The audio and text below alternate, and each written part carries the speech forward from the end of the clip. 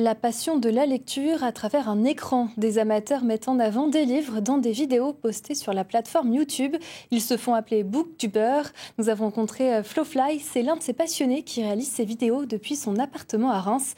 Le dossier d'ici 19 ans est signé Thomas Cordia, Clément Pravaz et Paul-Antoine Boutet. C'est un rituel avant de faire ses vidéos.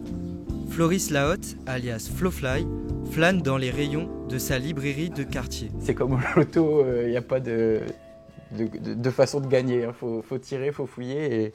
Et voilà, c'est vrai que je me laisse complètement happer par le mur et sans vraiment. Voilà, c'est de la chance. À la recherche d'un nouvel ouvrage à conseiller à sa communauté d'abonnés, le Rémois de 29 ans choisit des œuvres parmi ses thèmes de prédilection. Je lis plutôt de la littérature générale, littérature blanche, francophone, mais également étrangère, peu importe. Je me ferme pas trop au genre. Depuis son lancement sur les réseaux sociaux il y a 3 ans, le youtubeur cumule plus de 4000 abonnés sur sa chaîne. Willkommen, bienvenue, welcome pour une nouvelle vidéo. Tintin. Aujourd'hui, j'ai pas moins de 12 livres à vous parler et je vais me lancer un petit défi parce que je n'ai plus que 40 minutes sur ma carte mémoire, donc il va falloir que je sois clair, net et concis. En février 2021, j'ai posté ma première vidéo et après je me suis dit, t'as de la matière, tu lis quotidiennement, tu lis plusieurs livres par mois, donc continue, et ça a vite pris, donc c'est comme ça que la chaîne a commencé parce que je m'ennuyais pendant le confinement. Mais ouais, 30-35 ans je pense. Lui qui lit 150 livres par an, doit désormais sélectionner ses ouvrages. Je prépare mes lectures, j'essaye un peu à l'avance de faire des petites piles, donc c'est pour ça que j'utilise ce meuble. Je sais les livres que je dois lire par la suite.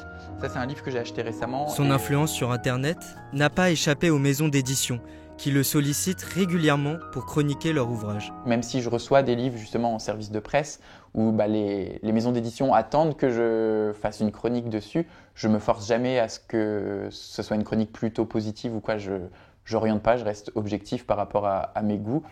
Où vivaient les gens heureux, c'est l'histoire d'une famille qui est composée de Éléonore, ou Éléanore et Cam.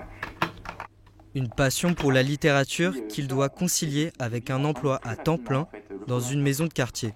Donc c'est déjà un emploi qui est très chronophage, donc c'est pour ça que je me bloque vraiment cette demi-journée du samedi matin pour la consacrer à YouTube et aux réseaux sociaux. Après, la lecture, c'est quotidien, donc je lis le matin, je lis le midi pendant ma pause, je lis le soir, j'arrive à lier les deux. Ce temps libre, il le consacre volontiers à ses abonnés. La réaction qui me fait toujours le plus plaisir, c'est des gens qui me disent j'avais perdu le goût de la lecture, puis comme tu as parlé de ce livre de façon élogieuse, je l'ai lu, et maintenant j'ai envie de lire d'autres livres de l'auteur, ou j'ai envie de me replonger dans la lecture. Donc ça, des gens qui disent ça fait toujours plaisir. J'espère que cette vidéo vous a plu. Et Flowfly entretient cette relation privilégiée avec son public en sortant chaque semaine une nouvelle vidéo.